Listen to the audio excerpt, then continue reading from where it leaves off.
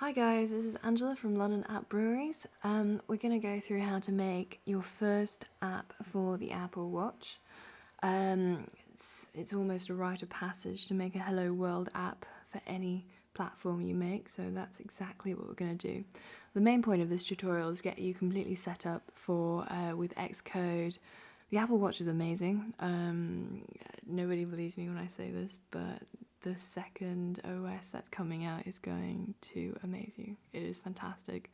I've been playing around with it for about a month now, and the time travel features and all the new features they've introduced is brilliant, and it's absolutely brilliant for developers as well, because now you've got access to HealthKit, you've got access to networking and all sorts of exciting things you're going to learn about. So who is this tutorial for?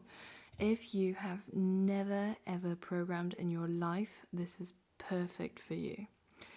If you are a seasoned programmer, then this will be a super fast run through for you. Just getting up to speed with how Xcode works and the layout and the sort of peculiarities of Swift syntax. And yeah, we're going to use Swift, Apple's new programming language, to make watch apps. Occasionally I might provide Objective-C code for you as well, just some people like it more. I like it more, but that's a different point. Right, okay, so let's see. So it was recently, there was WWDC 15, and it's a very long set of videos that you can watch through, which I did. The interesting part is that they introduced a whole bunch of things that you can now do with the Apple Watch as a developer. The most important thing for me is that you can now build native Apple Watches. So Apple Watches used to be kind of crippled. In watchOS 1, you'll notice that all the apps that you have on your watch take forever to load unless they were made by Apple. And the reason for that is most of the logic and code had to be executed on your iPhone, and once that was done, the result was then sent to your watch via Bluetooth. And as fast as Bluetooth can be, this is still a process with massive delays. So this is essentially a graphic guide to how the Apple Watch was liberated from its slave master, the iPhone. So if you can see up on the top, you've got the original, on the bottom, you've got the original watchOS schema, which is where all of the code, you can see the orange part, WatchKit extension, all of the logic is executed on the iPhone. It was passed over to the watch. Now, all of that is now hosted on the Apple Watch. So all of your logic, all of your programming can be executed on your watch.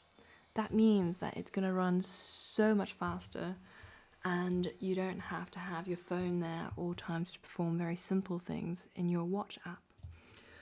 Right, so we're going to build one. Firstly, you need something called Xcode 7 Beta.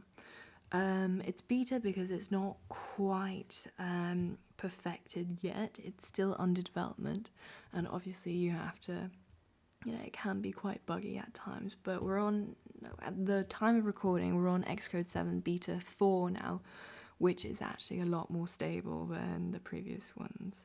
Trust me, it was really bad at one point. Right, so go to this address, so developer.apple.com. You can have a www in front of it, doesn't really matter, /Xcode/downloads. And there you'll be able to download Xcode 7 Beta. So normally what happens is that Apple releases their new Xcode, their new iOS in the fall, which is around September time. And before then, all the developers get access to all these cool tools and new things to play around with. It's all very exciting. It's not actually.